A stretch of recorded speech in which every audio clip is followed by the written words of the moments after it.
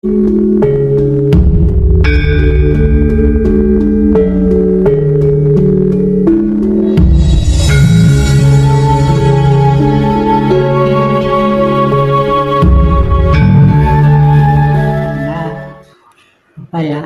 Tapi ada yang oret-oret dulu. Biasanya oret-oret mereka itu setelah ada peristiwa baru ditulis gitulah.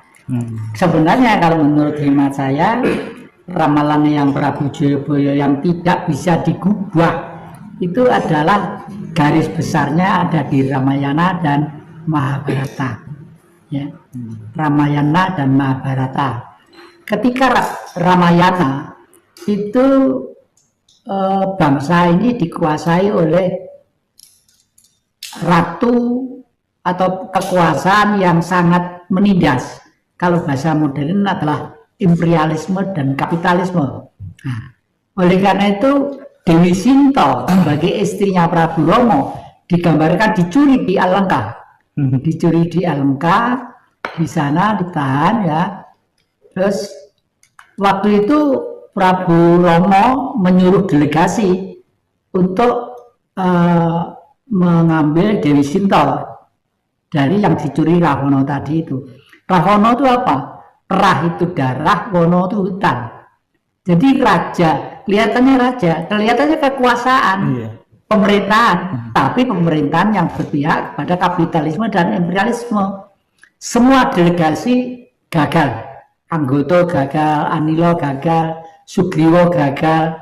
Yang berhasil itu justru Anoman Kethek Putih, Anoman Anjani Putra. Nah, itu sebenarnya Anoman itu adalah kekuatan gaib dari sosok persenyawaan laki dan perempuan, tapi tidak real menjadi manusia. Ini banyak deh, banyak.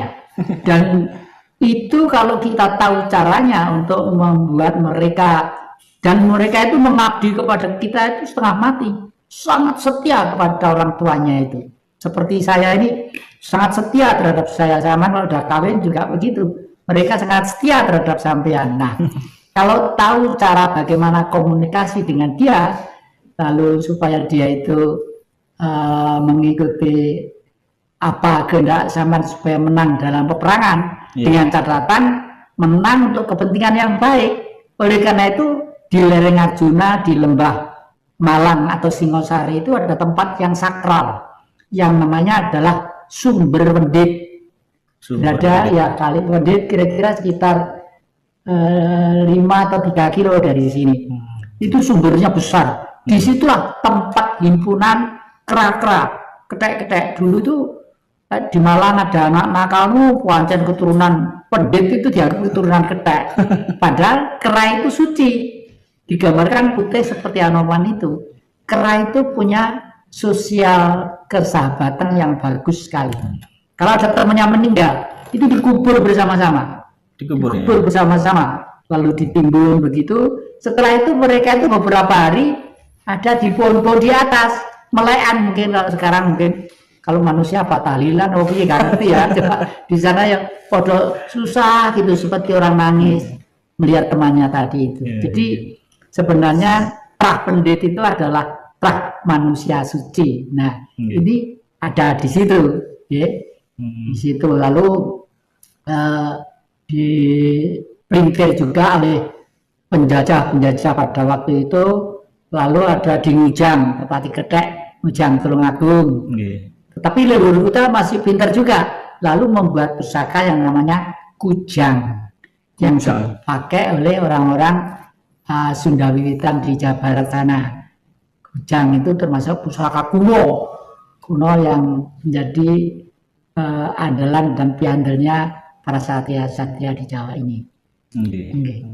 Nah, ramalan yang Jayabaya itu yang ada di pagelaran wayang kulit, ya, bahwa nanti suatu saat di zaman lahirnya Parikesit adalah yang bisa mengetahui itu adalah Baladewa.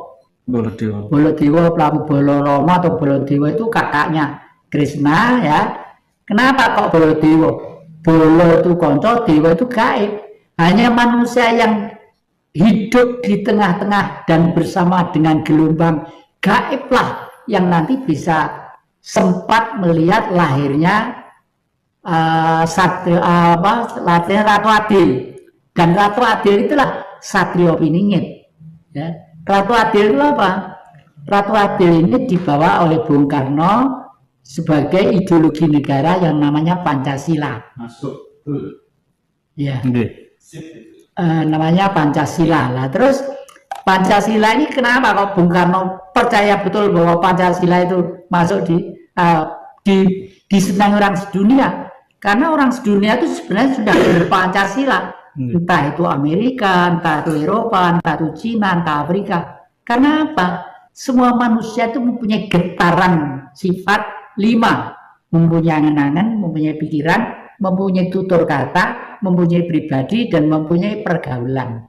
Ya, ini dimulai 500 tahun sebelum Masehi oleh Sang Buddha, Sang Siddhartha Gautama, masuk dalam hutan supaya beliau tahu penderitaan manusia secara umum, meskipun beliau itu adalah anaknya seorang raja yang kaya raya ganteng, dan boleh dikata kalau keringat keluar gitu ada yang rapi, mau maem, ada yang dulang, ada yang gini gitu ya, tapi tetap hatinya tersentuh untuk pergi dalam satu tempat, entah di sana mau dimakan harimau, enggak berpikir, mau enggak berpikir, pokoknya pengen bersama-sama rakyat untuk hidup menderita. Lah, inilah Pancasila yang digali Bung Karno dari budaya bangsa leluhur ribuan tahun yang lalu. Buktinya apa? Diterima oleh dunia, dipidatokan di PBB, semua tepuk tangan gemuruh.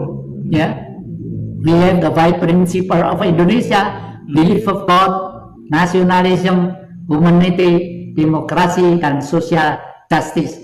Semua tepuk tangan gemuruh. Buktinya, bukti bahwa manusia dan negara seluruh dunia itu mempunyai kesamaan pikiran untuk menata kehidupan. Nah, ya, akan munculnya suatu keadaan yang mungkin tidak pernah terduga oleh manusia. Negara besar yang dulu itu duitnya bisa merimut dunia dengan cap yang namanya dolar. Pada waktu itu dolar masih dipercaya oleh Bank Dunia dan pergaulan ekonomi dunia karena stok emasnya dia itu banyak. Tapi dia sekarang stok emasnya itu sudah habis, Oleh karena itu nilainya merosot juga. Nah, merosotnya dari kaum ekonomi yang kapitalistis akan menggeliat satu bentuk militer dan segala cara yang tidak terduga. Repotnya, kalau saya melihat viral-viral ya, mereka beranggapan kalau manusia di dunia itu hanya disisakan sekitar 25%, mungkin ekonomi itu akan stabil lagi. Tapi yang 75% mana harus mati, ini loh repotnya, harus mati. Matinya bagaimana? Ya dibunuh lewat bukan peperangan, tapi lewat sesuatu halal. Apakah ini virus itu dan sebagainya, saya tidak tahu, tapi ini saya mengikuti viral-viral pergaulan di dunia, khususnya orang-orang barat yang akhir-akhir ini mempunyai pendapat seperti itu gitu. Pada waktu perang Mahabharata, Prabu Salyopati menjadi senapatinya di Astina. Ya, Prabu Salyopati itu mempunyai adik Condobirowo. Dan Condobirowo itu bentuknya raksasa kecil-kecil, segini kurang lebih. Banyak. Anehnya, Condobirowo itu dimatiin 1 menjadi 2, 2 menjadi 4, 4 menjadi 8. Itu kan seperti corona ya. Kalau satu nular pada orang lain menjadi terus berturut-turut dari hitam gitu lah. Kalahnya dengan siapa? Dengan Prabu Puntadewa. Kenapa Prabu Puntadewa? Karena beliau itu seorang yang jujur, yang lugu, yang suci. Artinya dengan spirit kekuatan Tuhan yang bersinar dalam tubuhnya, dengan keyakinan yang penuh, itu nanti itu dengan sendirinya unsur-unsur predator negatif yang mungkin akan mengganggu kehidupan manusia, dia akan tersingkir dengan sendirinya. Kelihatannya seperti sendirinya unsur-unsur predator negatif yang mungkin akan mengganggu kehidupan manusia, dia akan tersingkir dengan sendirinya.